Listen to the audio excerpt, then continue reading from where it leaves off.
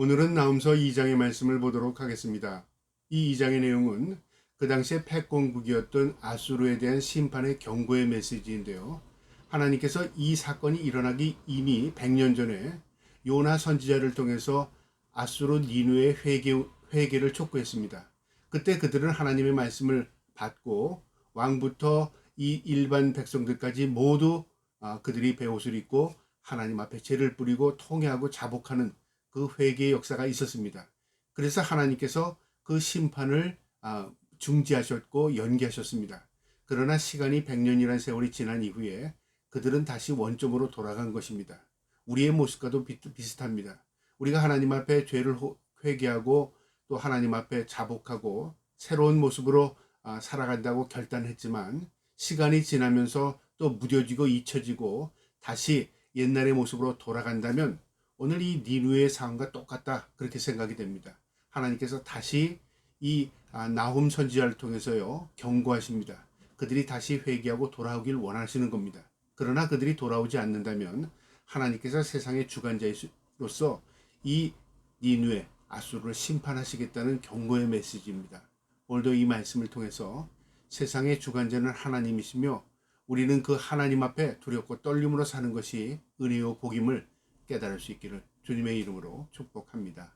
2장 1절에 파괴하는 자가 나를 치러 올라왔나니 너는 산성을 지키며 길을 파수하며 내 허리를 견고히 묶고 내 힘을 크게 굳게 할지어다. 이 아수르에게 이렇게 말하는 겁니다. 너희가 한번 너희 스스로 나라를 견고히 세우고 지켜봐라 그 말이죠. 하나님께서 심판을 경고하셨습니다.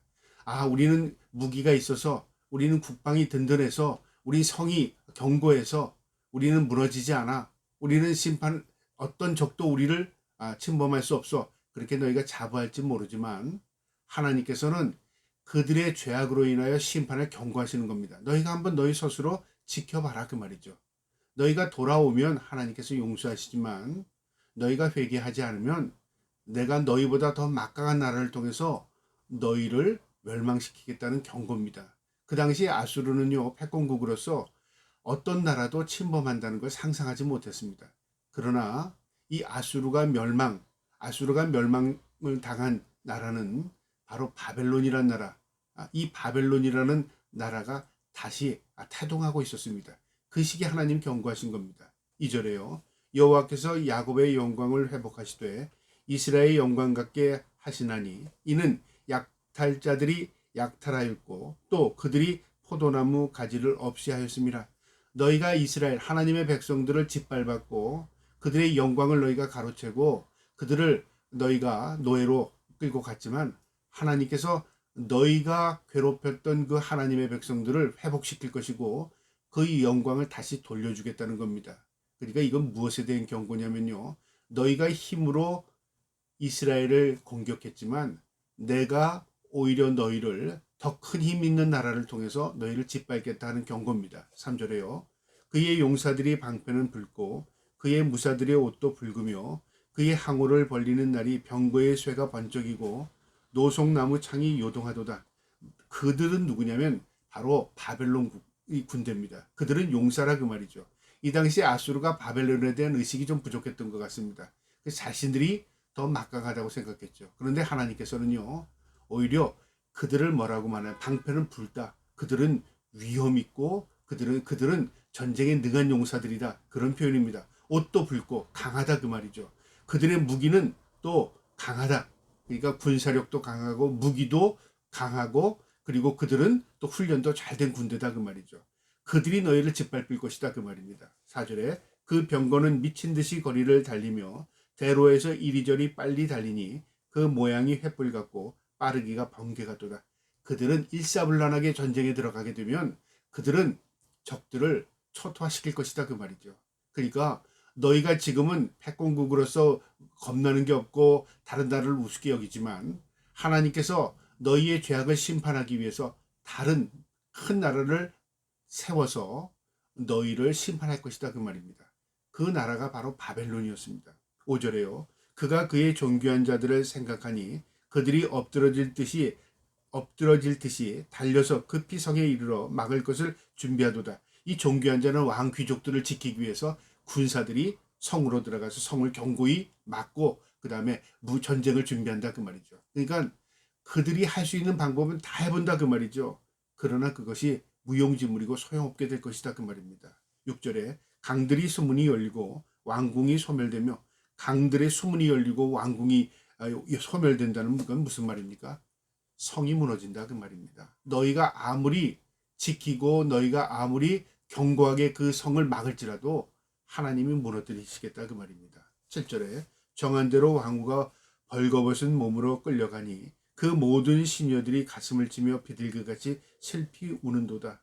처참한 일이 벌어질 것이다 그 말이죠. 그 아수르가 패권국이었던 아수르의 이 왕후가 벌거벗은 몸으로 끌려간다. 그러니까 가진 모욕을 다 당하고 끌려간다 그 말이죠. 그리고 그의 시녀들은 비참하게 비둘기가 우는 것처럼 슬피 울게 될 것이다 그 말입니다. 8절에요. 니누에는 예로부터 물이 모인 못 같더니 이제 모두 도망하니 서라 하나 돌아보는 자가 없도다. 니누에는 물이 모이는 못 같답니다. 그러니까 모든 사람들이 이 경제적인 이익을 위해서, 또 자신의 안전을 위해서, 또 교류하기 위해서, 그러니까 아주 큰 나라죠. 대도시죠. 이쪽으로 사람들이 몰려들던 곳이었다 그 말이죠. 흥황했던 도시였다 그 말입니다. 그런데 바벨론으로 짓밟힌 이후에는요, 모든 사람들이 살기 위해서 이 도성을 다 버리고 도망간다 그 말입니다. 그러니까 완전히 반대 성이 될 것이다. 지금은 흥황하고 지금은 모든 사람이 부러워하는 성이지만 하나님께서 심판한 이후에는 모든 사람들이 살 수 없어 다 이상을 도망가고 빠져나가는 폐허가 되는 성이 될 것이다 그 말입니다. 9절에요. 은을 노력하라 금을 노력하라 그 저축한 것이 무한하고 이 아름다운 가구가 풍부함이라. 이 니누의 성 안에는요, 귀족들 왕들이 가지고 있던 금은 보화뿐만 아니라 호화로운 무리 사치품들이 가득했습니다. 호화로운 가구들, 그 다음에 많이 그들이 축적했던 은과 금들, 이런 보석들, 이런 것들이 다 탈취당하는 겁니다. 전쟁을 통해서 초토화된다 그 말입니다. 10절에 니누에가 공허하였고 황폐하였도다. 주민이 낙담하여 그 무릎이 서로 부딪히며 모든 허리가 아프게 되며 모든 낫이 빛을 잃었도다. 다리가 부딪혔다는 건 불벌벌 떨었다 그 말이죠. 그러니까 이 바벨론 군대가 쳐들어와서 모든 걸 약탈하고 사람을 죽이니까 이들은요, 그들 앞에 부들부들 떨 수밖에 없습니다. 허리가 아팠다, 고통스러웠다 그 말이죠. 허리를 필 수가 없습니다. 고통을 당하게 된다 그 말이죠.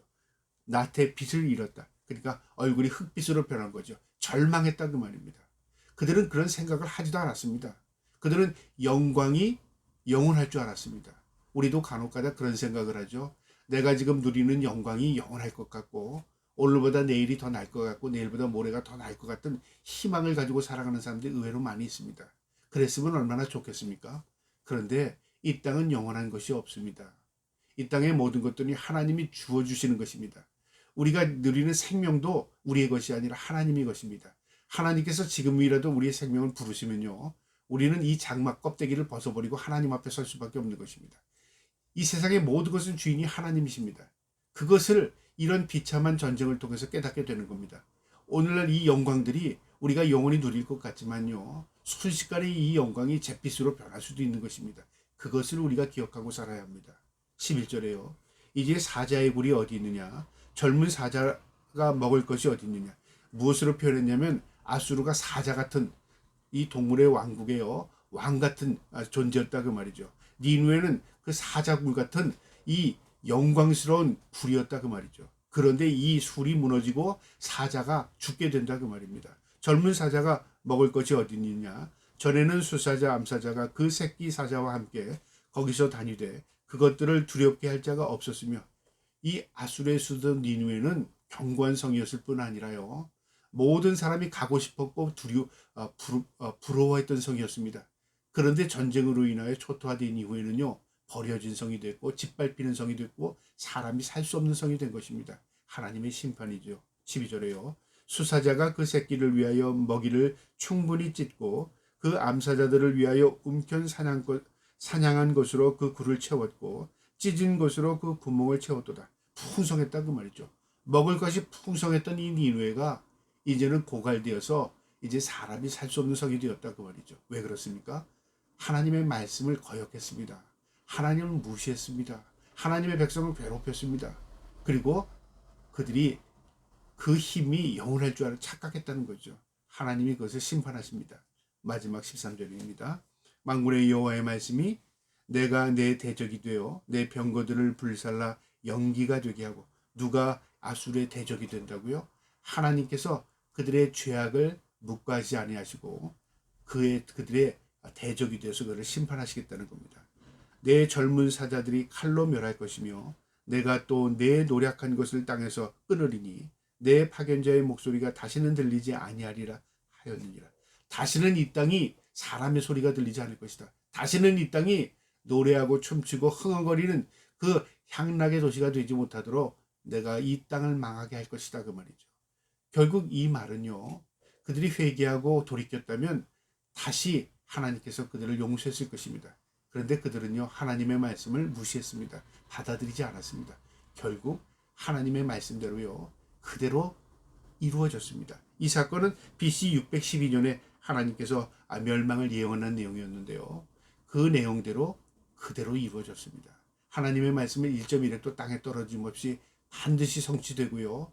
우리는 그 말씀을 받아들이고 우리가 돌이키면 하나님께서는 그 돌이킨 회개를 통해서 용서하시지만, 우리가 그 하나님의 말씀을 우리가 저버리고 그리고 무시해버리면요, 하나님의 말씀은 그대로 이루어집니다. 하나님의 말씀은 살아 있는 말씀입니다. 저와 여러분이 오늘도 이 말씀 마음에 두시고요, 늘 하나님의 말씀을 가까이 하며 하나님 앞에 두렵고 떨림으로 살아갈 수 있는 저와 여러분 되기를 주님의 이름으로 축복합니다. 아멘.